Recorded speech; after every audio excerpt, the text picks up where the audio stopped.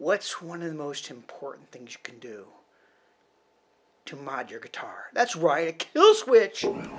That's what I want. Well, I've tried probably a half dozen kill switches, and I'm ending up here. There's only two that I can recommend, and the reason for it is simple.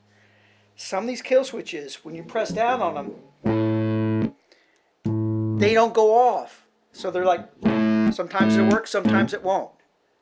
This kill switch is the buckethead style kill switch. And this is the #1 switch that I recommend. I'll show you the second one in a bit.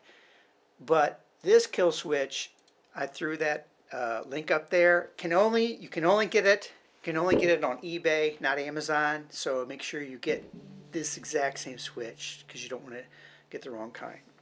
The things that are good about it, it always goes off. The switch is big, and I think the big switch looks better when you're playing.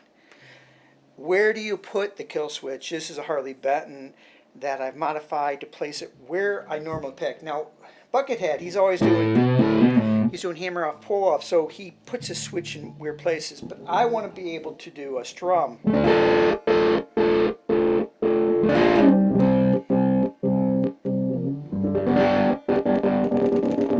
I want to be able to strum.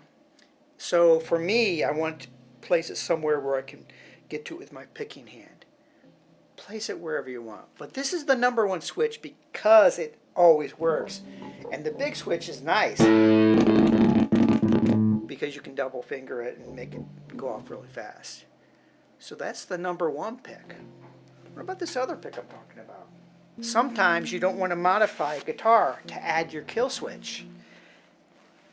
That's why you get this one. Let me throw up the link for this real quick. This is the Lifuncta 10mm.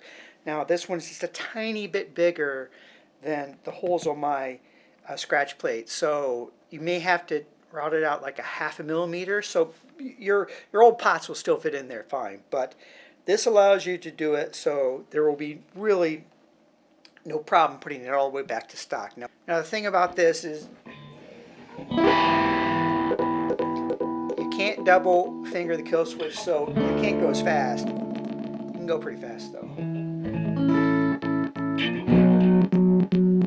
And I think the smaller switch doesn't look quite as good.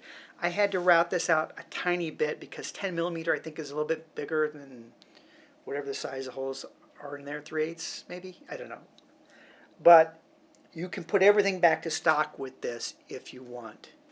Now the main thing is to get only one of these two switches. Either get the Tessie Dito or the Lifuncta 10mm. Don't get anything else. I've wasted so much time having switches that press them, they don't go off, and wiring them all up, pulling them out, ordering a new one. So trust me, there's only two switches, two kill switches you should ever use. And because I modified this guitar so much, why don't I have a big old Tessie Dito? Let's look at it. What looks better? Come on. Look at that big old switch. It's gorgeous. Look at this tiny little switch. This one's better, I think.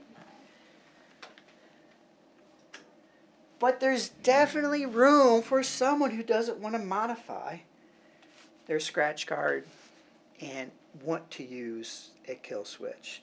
Now this one is so heavily modified. I got reverse parallelarity, you can turn on, they'll get the twang going with the top and bottom.